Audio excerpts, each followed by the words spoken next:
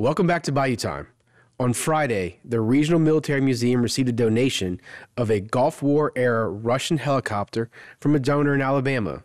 President of the museum, Will Terrio, tells us more how the helicopter ended up in Houma. This is a result of a military reunion that was held in Houma about 2 months ago, and we were giving tours to these veterans, and this one veteran from Enterprise, Alabama said, I'm impressed with your museum and I would like to make a donation. My children are not interested in my collection, and I have a Russian helicopter that I would be happy to donate to your museum.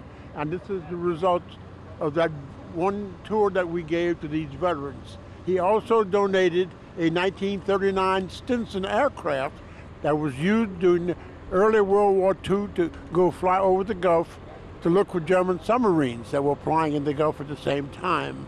And so, through generosity of people like this, that our museum continues to grow. And so we're very lucky to have this, and it's going to be soon rehabilitated and polished and put on static display. Well, it was a helicopter that was used during Desert Storm. It was captured in Iraq, and this veteran never has told me completely how he acquired it, but it wound up in Enterprise, Alabama, and here it is today. Through the courtesy of PCM, they used that truck to go get it, and through the courtesy of this Patriot crane service, they have removed it from the trailer and parked it here free of charge to the museum. So through our corporate people that are so generous to us, we were able to acquire stuff like this and make the museum what it is today, a big asset to Terrebonne Parish and to Houma. We have become one of the nicest museums in the South because we were an all-wars museum. And so we have stuff from every war. And so we're lucky to have the support of our local people, and through the courtesy of people like HTV who can record these things for us. This warehouse where we're standing right now was donated to the museum by Mr. Carl Dadivo, and he donated it in honor of his father who served in World War II.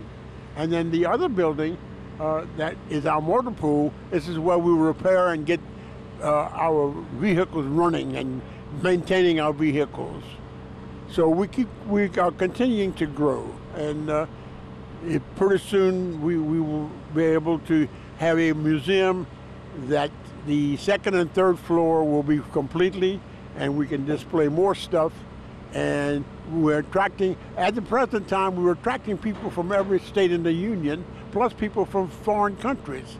So it's a big asset to Terrebonne Parish and to Houma. Our older artifacts need a lot of maintenance. And so, we look at our Jeeps, and some of these Jeeps are 75 and 80 years old. Some of our vehicles, we even have a 1919 vehicle. So they require a lot of tender loving care. And so through the auspices of our motor pool, we can do these things like that. I got a phone call yesterday from a group of Coast Guard people that are willing to come and help us restore it. And we, because of its size, we will have it as an outdoor static display, but we will have to fence it in. And so our next project now is to get fencing to circle this thing, and we hope to have a memorial park across the street from the museum where we can have static display such as a helicopter, a landing craft, and other. We're going to be restoring a landing craft also, and we're going to put that on static display where we can have people come in and walk into a fenced-in park, and they can visit our F-4 Phantom, they can visit a helicopter, they're able to visit our landing craft and other items. And so this is all in the future, but it's coming. And we'll be here for people to enjoy. And here again, all of this is to honor our veterans. This museum operates with, we have one paid employee. Every other person affiliated with this museum is a volunteer. No pay. I'm a volunteer. I've been volunteering for 18 years. our staff, our museum staff, our secretary, Linda Terrio, she keeps this thing going. She is on top of everything. She knows what's happening at all times. A exhibits manager who I would put up against anybody anywhere in the United States. His ability to display stuff is amazing. If you come and visit our museum, you're going to be in awe of the way he sets things up. And so it's people like him. You saw a man walking around with a Harley-Davidson jacket. This guy's a retired helicopter mechanic. So he could actually get this helicopter to fly. Of course, we're not going to do it, but he's capable of doing that. And he's also helps our shop foreman, Mr. Farinaki, put these things back together. They're almost finished with a Air Force crash truck, and right now it's being painted and it's going to be on display. We also are almost ready to display our 1941 Plymouth staff car. We have a 12,000 volume research library. It's going to be opening to college students, high school students, to do research on any type of conflict the United States was involved in.